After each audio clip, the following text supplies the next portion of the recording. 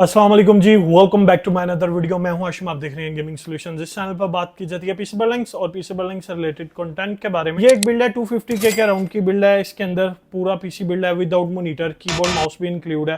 ठीक है, सारी स्पेसिफिकेशन बताऊंगा गेमिंग पीसी के, आपको बेंचमार्क्स भी करवाऊंगा कि किस तरह की गेमिंग परफॉर्मेंस आपको मिलती है। ठीक है, और ये दो पीसी हैं, यानी कि 500K के अराउंड के दो पीसी हैं, और एक बिल्ड की मैं ऑलरेडी रेडी कर ली है एक बिल्ड, और दूसरी बिल्ड अभी रेडी करते हैं। तो स्टार्ट करते हैं अपनी आज की वीडियो को। फर्स्ट ऑफ ऑल, इसके अंदर जो प्रोसेसर यूज किया है Ryzen 5 8400 है। ठीक है, काफी अच्छा प्रोसेसर है, 8 जनरेशन का प्रोसेसर है F वाला, और 12400 है। 5 जनरेशन से अच्छी डिसेंट परफॉर्मेंस आपको दे देता है, और फ्यूचर में अपग्रेडेशन ज्यादा दे जाता है, यानी कि आप इंटेल के पास 12 जनरेशन, 13 जनरेशन, 14 जनरेशन पे अपग्रेड कर सकते हो, लेकिन इसके ऊपर आप 3-4 जनरेशन AM5 के ऊपर इजीली अपग्रेड कर सकते हो, 9 जनरेशन का प्रोसेसर लगा सकते हो।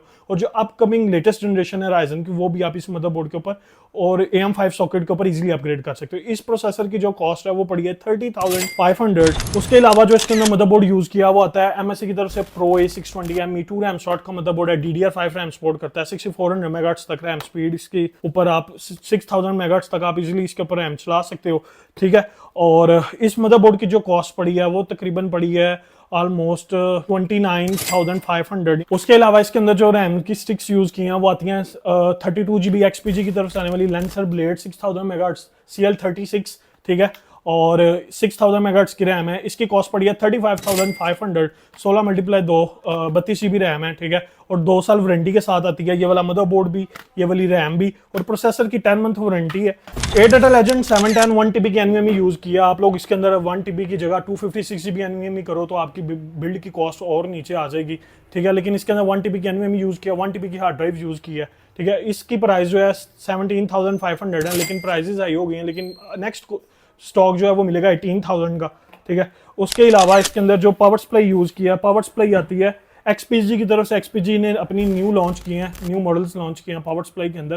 प्रॉप सीरीज की बजट पावर सप्लाईज हैं। पहले पाइलॉन आती थी 650 वाट्स, तो वो हाई एंड सप्लाई चली जाती थी, ज्यादा हाई बजट के अंदर चले जाती थी। बजट जिन्होंने बजट के अंदर पीसी बिल्ड करना है उनके लिए प्रॉप सीरीज की एक पावर सप्लाई आई है XPG की 600 वाट्स 80+ ब्रोंज, 2 साल की बर्न डेड वारंटी के साथ आती है।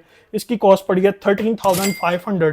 ठीक है, उसके अलावा इसके अंदर जो ग्राफ कार्ड यूज किया है वो जोटेक की तरफ से आने वाला जोटेक गेमिंग का सोलो RTX 5060। इसकी भी 2 साल वारंटी है, ऑफिशियल वारंटी है। ठीक है, ऑफिशियल वारंटी के साथ ये कार्ड आता है RTX 5060। इसकी कॉस्ट पड़ी है तकरीबन 1,07,000 रुपये। ठीक है, उसके अलावा इसके अंदर जो केस यूज किया वो आता है थंडर की तरफ से ग्लेडियस, ब्लैक कलर के अंदर और व्हाइट कलर के अंदर दो बिल्ड्स हैं, एक ब्लैक केस के अंदर एक व्हाइट केस के अंदर है। ठीक है, और इस केस की कॉस्ट है तकरीबन 13,500 है, लेकिन नेक्स्ट आपको 13,000 रुपए की मिल जाएगी न्यू स्टॉक जो है। थंडर की तरफ से आने वाला इसके अंदर जाइलर कूलर यूज किया है। ठीक है, 4 हीट पाइप्स के साथ आता है। 8400F 7500F को इजीली हैंडल कर लेता है। इसकी कॉस्ट पड़ी है 4,000 रुपीज। इसके अंदर जो मैकेनिकल कीबोर्ड यूज किया है, ठीक है, बिल्ड के साथ ये मैकेनिकल कीबोर्ड और एक माउस भी परचेज किया है। T-Dagger की तरफ से आने वाला कॉर्विट कीबोर्ड है, मैकेनिकल 70% कीबोर्ड है, मैकेनिकल ब्लू स्विचेस के साथ आता है। इसकी कॉस्ट 8500 है। उसके अलावा ये वाला गेमिंग माउस कैप्टन यूज किया है। ठीक है, हाई DPI के साथ आता है, गेमिंग माउस है, और काफी अच्छा गेमिंग माउस है बजट गेमर्स के लिए। ये मिल जाएगा 3800। तो ये बिल्ड है, इस बिल्ड को असेंबल करते हैं, दूसरी बिल्ड को भी। उसके बाद और किस तरह की आप लोगों को 2,30,000 रुपए, अगर 2,40,000 रुपए लगा रहे हो तो किस तरह की आपको गेमिंग परफॉर्मेंस मिल सकती है।